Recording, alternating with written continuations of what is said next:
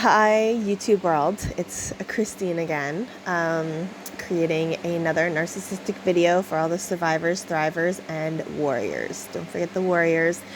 So survivors are individuals who have survived narcissistic abuse or narcissistic personality disorder, or anybody with narcissistic personality disorder traits. So those are survivors. Thrivers are the ones that are going through the process of healing and self-recovery. And warriors are the ones that have made it to the end successfully and have moved on with their lives and no longer deal with narcissistic individuals or narcissistic personality disorder or traits in their life. So yay, the warriors. So basically what I wanted to jump on here today, this is my last video for the day, was basically to just go over narcissistic individuals. So, excuse me. So narcissists and their families, it's where it all started, okay? So a narcissist, usually, not all the time, but usually, a narcissist's mother is the enabler. It's like the narcissist is still on his mom's boob. They haven't grown up. A narcissist is like a 7 to 10-year-old stuck in a human adult body. They act very childish. They in their brains, they seem to think that they can get away with anything and everything because growing up, their childhood, they were either abused by a narcissistic parent, or some cases when they're the only child, they get away with everything. There's nothing that this child can do wrong. And they go into adulthood thinking the same mind frame. Narcissists can be intelligent in certain ways, but not intelligent in other ways. So they have this grandiose personality where they feel they're all that, they don't do any wrong, they can get away with everything, they're untouchable, and that's why they take part in risky behavior, borderline illegal behavior. They they're into drugs. They're into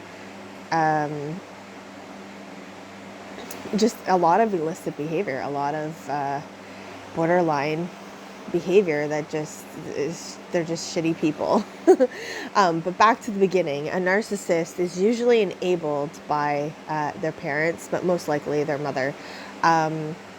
So when it comes, like, the mother is well aware of the other side chicks, well aware of the cluster Bs. She is the enabler. She knows all about her son's behavior, but she enables it. She wants the narcissist to be somebody at her level, somebody that is just as greasy, slimy as she is.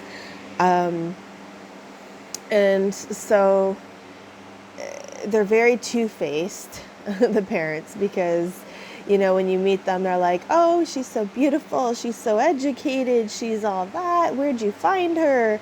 She's perfect for my precious little boy. And then as you get down the road, they're doing like vindictive things, and they're talking about you behind your back, and they're enabling the narcissist to cheat on you, to disrespect you, to treat you like garbage. And they're encouraging the narcissist, to leave you, discard you, and that's only after they feel they've used up everything they possibly can, resource-wise, from you. Like, financially, they've drained you. Emotionally, they've drained you. Mentally, they've drained you. They literally leave you as a shell. And And once they've utilized the resources out of you, well, you're no longer useful to them. So adios, there's the road, have a good life. So the narcissist, and half the time too, the family doesn't even want to deal with the narcissist, because as much as the narcissist is treating the grade A supply, the primary source, as shit, they're treating their families just as shitty. They walk all over their parents, they belittle them, they talk trash about them, and the family just doesn't want to stand up to that or have to deal with it. So basically they just enable the narcissist and blind eye to all of his behaviors and narcissistic traits. So just know that this narcissist, he's been a narcissist pretty much his whole life. He was groomed by his parents. He didn't have a loving and supporting environment. He had a toxic childhood. The parents are most likely narcissists themselves, if not one, both could be narcissists. And they're very vindictive, very trashy people. So it all starts from childhood, basically. And then the narcissist is the same way when it comes to his relationships with friends, family, romantic relationships. Narcissists don't keep friends very long. And if they are, it's just maybe like they don't speak or hang out very often.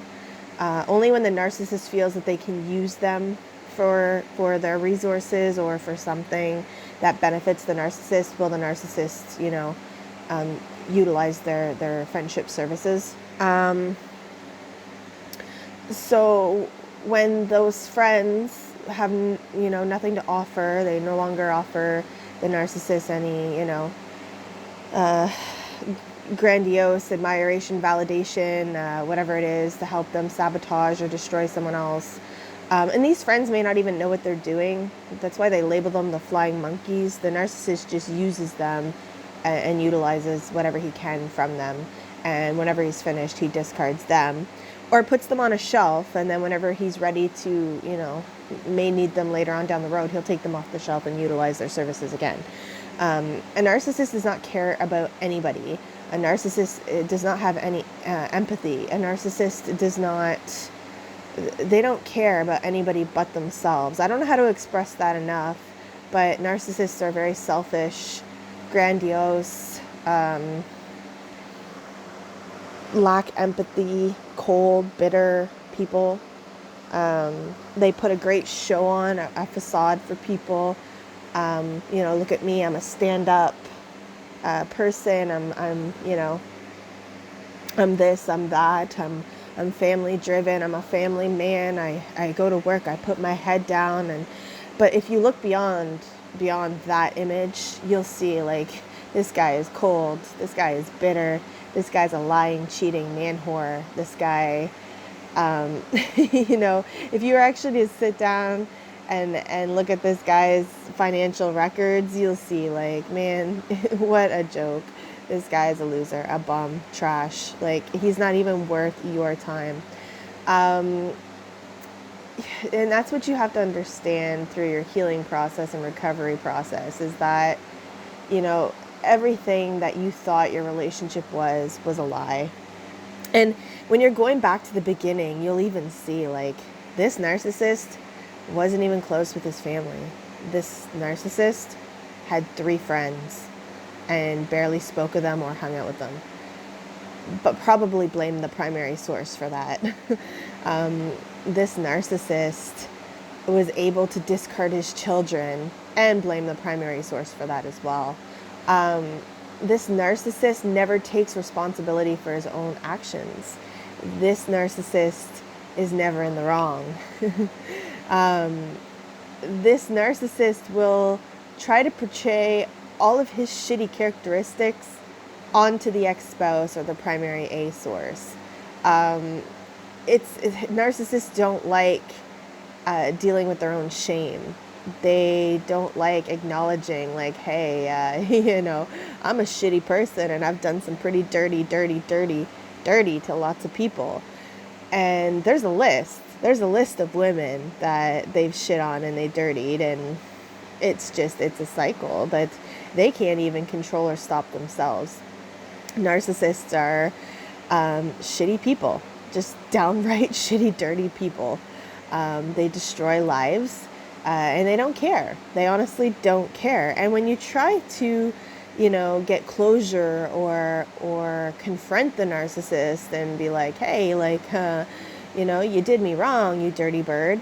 And they're just like, oh, sorry about your bad luck. Have a good day. Like, they just don't care. They don't care how they hurt you.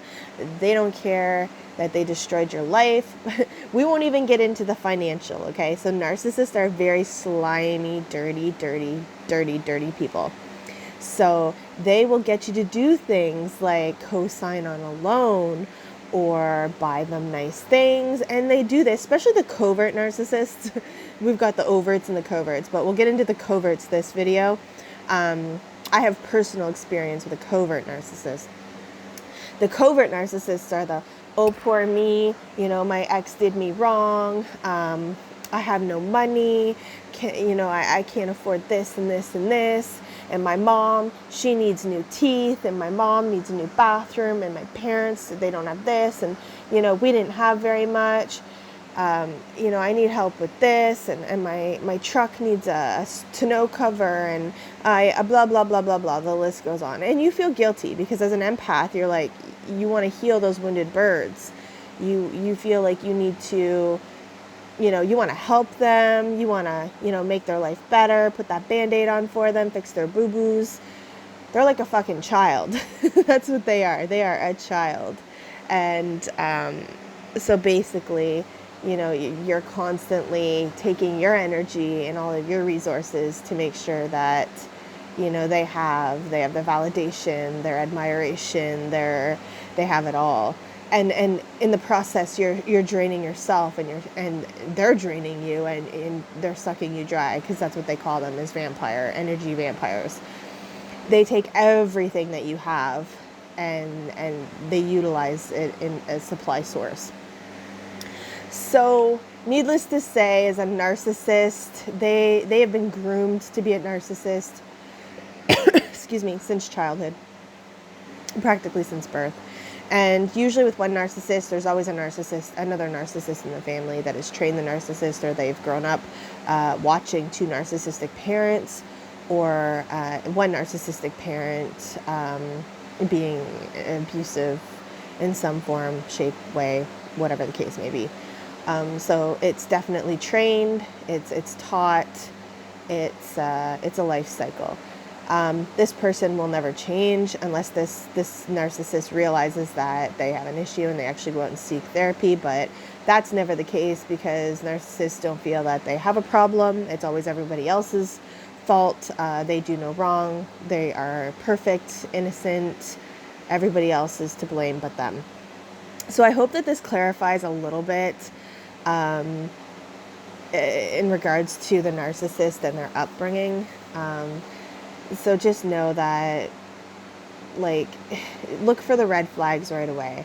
Walk away right away. Don't put yourself, like me, wait 4 years and be like, holy shit, man, those signs, they were there. Why didn't I grab that flag and wave it and say, hells no, I'm outie. That's what you got to do. Anyways, have a wonderful, blessed Sunday. And hopefully I'll be back on tomorrow for another video. If there's anybody that wants a specific topic discussed, let me know. I'm going to be doing lots and lots of educational videos on narcissistic abuse. So stay tuned.